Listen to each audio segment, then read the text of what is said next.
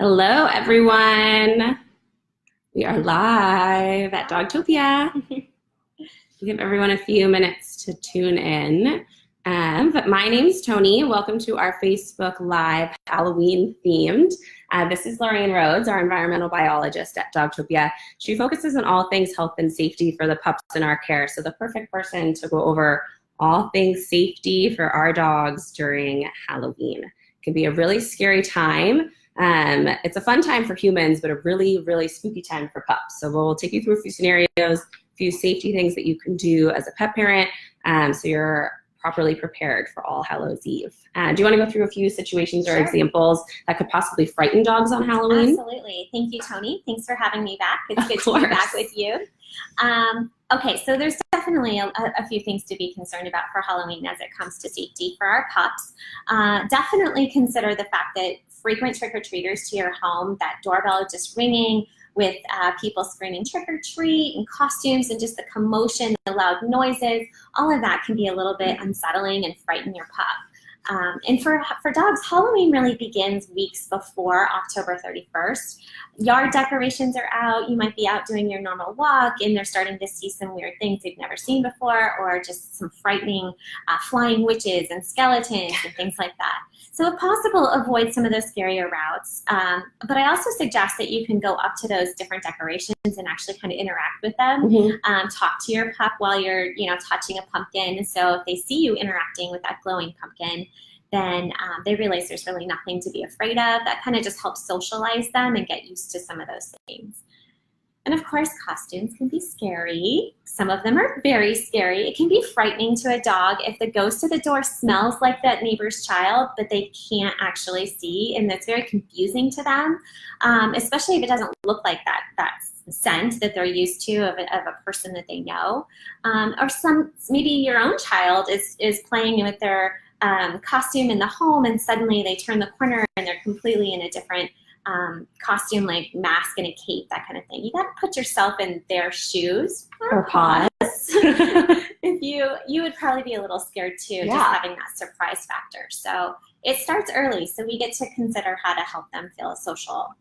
Definitely. Hi, everyone. Thanks for joining. I see more people adding on. And the first thing I think that comes to mind for Halloween is like all the chocolate and candy. Yes. And obviously chocolate isn't safe for dogs. Are there any other dangers with candy that we should be aware of? Yes, definitely. But just a few words about chocolate. Chocolate has a chemical compound in there called theobromine. Humans can digest and metabolize theobromine easily and quickly. I certainly like chocolate myself. Indulging in chocolate. But for dogs, we process theobromine differently and very slowly. So what happens is it can build up in their system, and that can create some toxic effects. Depending on the size of your dog, a relatively small amount of chocolate can lead to a little bit of things like vomiting or diarrhea, not terribly, not catastrophe at that moment. But larger amounts of chocolate or theobromine can have awful effects like muscle tremors, seizure, internal bleeding, heart attack. That's really dangerous, and that's why chocolate can be so toxic for dogs. The onset of symptoms of chocolate poisoning can look like hyperactivity. Okay. So just take note that if you see some of that, maybe check to see if they've gotten into some chocolate. Keep in mind, too, that different types of chocolates have different levels of the theobromine compound. White chocolate is very little. Milk chocolate has a little bit more, and then of course dark chocolate has the highest levels, highest concentrations of that. So that means it actually takes less dark chocolate to be toxic to your dog. So it's important to know if you think your dog's gotten into some candy, what type, and you'll also need to know sort of an estimate of what your dog's weight is if you do need to call pet poison control or something like that, or your veterinarian. It's like the opposite for humans, where dark chocolate's better for you than white chocolate. Yeah, dark chocolate is definitely better for humans than those good antioxidants. That's good to know. But when it comes to like other candy, keep in mind that it's not just the candy that can be a problem. Often they've consumed parts of the foil or the plastic wrapper. That can be that can lead to intestinal blockage for sure. Artificial sweeteners like xylitol can be especially dangerous and can cause a sudden drop in blood sugar or even liver failure if they happen to get into quite a bit of it. Make sure to check your yard too. Ooh, After yeah. Halloween is over and all the trick-or-treaters have left, if you can with a flashlight that night or even in the next morning, go through and make sure that there isn't like little drop pieces of candy and toys and things like that. Okay. And some people are not very nice and give raisins. Who does that? Or even toothbrushes. Not cool. Okay. To trick-or-treaters. Halloween. But I mentioned raisins because I know they're supposed to get candy. But I mentioned raisins because raisins are very toxic to dogs, and you want to make sure that those little tiny trick-or-treat boxes, snack pack boxes, do not end up in a place where your dog can get raisins and grapes can have some toxic effects and lead to kidney failure. So watch out for raisins too. Hopefully your kiddos don't get Watch out for everything on Halloween. Yeah, that's a good thing too. Not just candy though, we definitely have to be concerned about other decorations and other parts of things that are out there as it's related to Halloween. Things like spiderweb material, if that's chewed on, that can really, a choking hazard and totally end up as an intestinal blockage. Electrical cords. I mention old moldy pumpkins sometimes to people because it's not the pumpkin that's bad, because actually pumpkin and pumpkin seeds are actually quite healthy for dogs, and we recommend using pumpkin for different reasons. It's the moldy part. So whenever a pumpkin that's been sitting out like a jack-o'-lantern and it begins to build up that mold, that's the part where it can be toxic.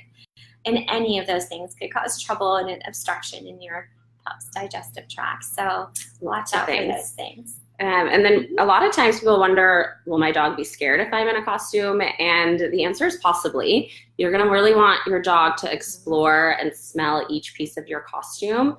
You can even let the costume lay around the house prior to the Halloween night. You're going to want to wear different parts of the costume as well, so your dog can get used to seeing you in it.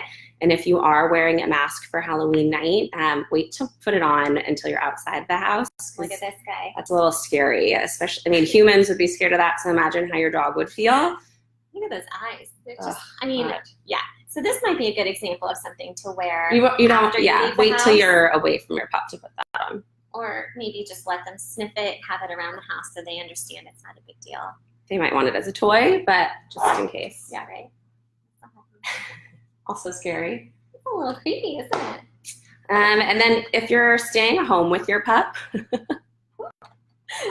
and so if you're staying home with your pup, it's good to get your dog comfortable. We mentioned the doorbell. You're going to want to test your dog's reaction to the doorbell. If your dog's very anxious when he or she hears the doorbell, consider using a crate for the night to make them more comfortable. You could even give them an extra special treat to keep them preoccupied for the evening. And the crate is not just to address barking concerns or anxiety. It's for safety as well. You could avoid the doorbell altogether by putting the bowl of candy outside for the trick-or-treaters and letting them use the honor system. I don't know how honest they will be, but you could try it. It works sometimes. Or you could disconnect the doorbell as well and just greet the trick-or-treaters as they come by to avoid that doorbell anxiety. And then maybe you're thinking, my dog's totally calm and normal around the doorbell, but you just want to make sure that you keep your dog on a leash if you're going to be using them as you greet the trick-or-treaters. Door dashing is a serious concern during Halloween, so keeping them close to you. And also many trick-or-treaters possibly bring their dogs with them, and it's possible that your neighbor's dog is not as well-mannered as your dog, so keeping your dog close to you at all times is really highly recommended. Let's see. And anything, barking. Let's talk about barking. So barking is an indicator that your dog is not necessarily comfortable with people coming by the house or strangers coming by the house. So imagine all of these trick-or-treaters walking by the house and your dog is barking like crazy. On Halloween, these strangers are especially scary. They're in costumes like that mask we just showed. So it's best to use maybe like a child gate or put them in a crate, keep them in a different room just to avoid them running out, possibly injuring one of the trick-or-treaters walking by the house. Just always thinking of safety on Halloween and what can you do to keep your dog comfortable. So maybe your dog isn't a barker. What do you do if your dog wants to make a run for the door? That's a good question. And it's probably best to assume that it's a possibility that your dog is going to want to check out what's happening outside of the house. So it's better to be safe than sorry. A few things you can do, keep them behind a child's gate, like we just mentioned. You can use the crate again, keep them on a leash. keep them in a different room, maybe guest room or an office, somewhere where they're really comfortable. And then this brings up a really good point. If your dog does get out, does make a run for it, make sure prior to Halloween you have made sure that their collar ID tags and their microchip is as up to date as possible, because that's just going to be the easiest way for you to make a reunion with your dog if they do get out. Any vet or shelter or some pet stores can scan the microchip, get your contact information, and then even think about it, reuniting with them the night of Halloween is going to be a little bit more scary too, because they're extra scared of everything that's going on, lots of commotion. So just do everything that you can in your power to make sure everything's up to date, and that will hopefully make the reunion a little bit easier.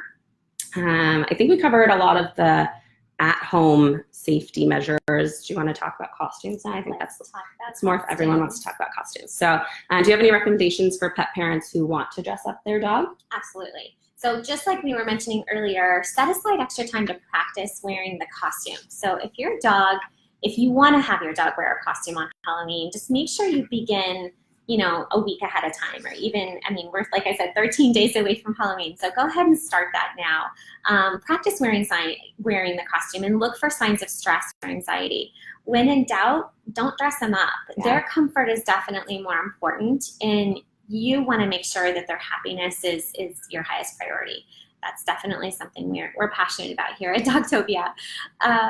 If you really must, make sure that no part of the costume restricts any movement. Okay. Eyesight, the ability to pant, drink water, and especially the ability to go potty. You want to make sure that whatever they're wearing is not going to restrict them in any way. I also like to just make sure that they feel comfortable, and that their ears are super sensitive. So there's a lot of costumes that go around the head or have like some kind of headband material, but just make sure that they're comfortable with that.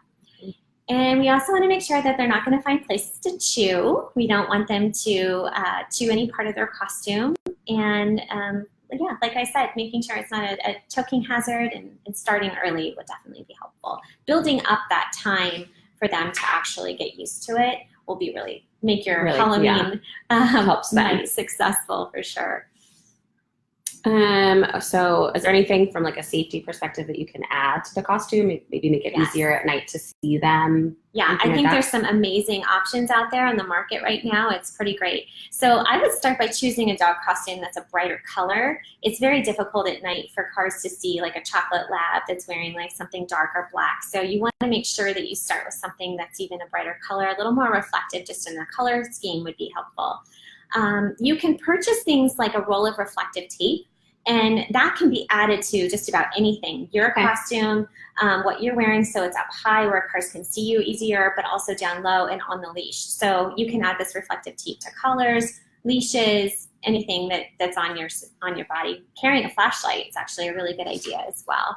On the market, I've seen these LED leashes that actually have light bulbs all the way through the entire leash and even around the collar, and that's pretty great. And at Dogtopia, we have these, flashing little dog tags. So just having something out there that's flashing, that's reflective, will be definitely helpful. I think it's actually important to be using those kinds of things, not just on Halloween, but anytime you're out with low light, dusk, dawn, and overnight when it's dark. For sure. We found a really cool the leash that Lorraine just mentioned, so we'll post it in the comments for any pet parents who maybe want to purchase it off of trusty Amazon. Yeah.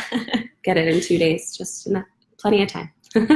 And then you mentioned, making sure they're really comfortable. Do you have any ideas for costumes that won't restrict the dog, like something super simple and easy?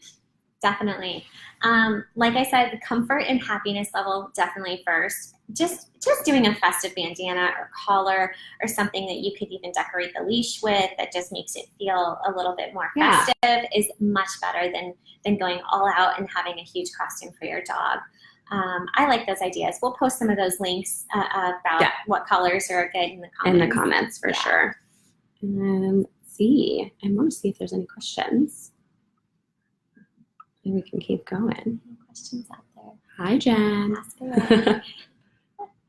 Hi, David. Fantastic. Here we go. Hi. All right.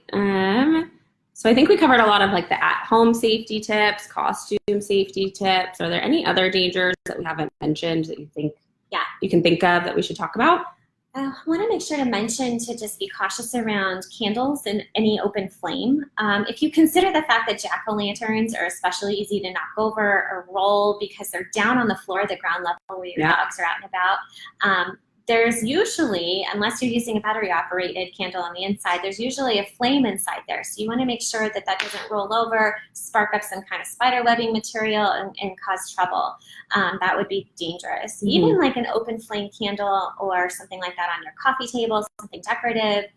There goes a really nice side swipe of a tail. It's knocked over. Now you've potentially got your dog with an injury, but not only that, potentially starting a fire. So open flames and candles, please be careful. Watch out. And I should mention, it's not a pleasant thought, but pranksters. Always up to no good on Halloween. Your pup safe from those who may not be up to no good, just like I was saying before. And door dashing. I get really nervous about that. I want to make sure that pups don't just get frightened by a loud noise or something like that, or a costume, and then just make a run for it. And then you're out there trying to find your dog on Halloween. That could be really sad way to have a fun, festive night. So make sure that they're secure. And then I think a lot of pet parents do like to bring their dog out on Halloween with them, take them trick-or-treating. You're probably, is that the safe or is that the right thing to do? And unless your dog is a total social butterfly and has shown zero signs of or anxiety at night or the nights leading up to Halloween, keep them at home. It's best to keep them comfortable and happy and safe. You don't want to risk the dog escaping from the leash or ruining the family outing you have, going trick-or-treating, or creating any sort of new fear of children or the decorations, even darkness, that you'll probably spend the next 6 months trying to correct. So if they are not a total social butterfly, keep them at home. And then if your dog is comfortable being out with you, make sure to keep them on that short leash again. That really just helps to make sure they're always next to you and you're kind of their comfort zone as well. And then if you're not going to take your dog with you, do you have any other things that you recommend to keep your dog comfortable during Halloween? So if you're going to be out and they're going to be home, or just in general, if you're not going to take them with you. Sure. Came up with 7 tips for you to keep in mind. So let's go through those. Walk early. Early exercise for your pup is going to be the best way to keep them, keep that energy level under control for Halloween night. So exercise maybe that morning or earlier in the afternoon before the festivities really start. Keep them exhausted. Maybe consider going to daycare that day. Drop them off at Dogtopia. Therefore, they're just, exhausted and ready for a more pleasant evening. If you're leaving your dog at home, turn off the outside lights. And you're home alone, I should say, and you're not going to be there, turn off your outside lights. So that signals to everyone that you're not there, and that helps to make sure that there isn't this constant doorbell ringing while your dog is home. You can consider leaving the TV on to block out any of that noise from the sidewalk and just make sure that they've got a little white noise in the background. That'll be helpful. Consider giving them an extra special treat that they really love, like a frozen Kong, a bully stick, yak milk chew. Any of those would be really great to help them kind of have a nice distraction from all the chaos that's going on outside. If you're staying home and your dog will be stressed by all the activity at the door, isolate them into a room they're comfortable in. So maybe use that crate, put them in a room where they're a little bit further away from the front door so they're not just going crazy. If you're staying home, consider putting in a child gate, maybe in that hallway area that's right by the front door. And if they're not too stressed out by that activity and they want to just see you and see what's coming, but you want to keep them away from the door so there's no door dash potential, you can consider just putting in a gate right there by the door so they don't over enthusiastically greet that tiny little trick-or-treater. It's like their first Halloween. They're just learning to walk and just learning how to say trick-or-treat. And then and here comes your happy dog who just wants to greet everybody. So keep everybody safe. And if you have maybe a party you're going to and you're going to be out late and you don't know what time you're going to be returning, I highly recommend you consider boarding at Dogtopia. Call the local Dogtopia in your area. Halloween boarding may be booked up, but you can check for availability.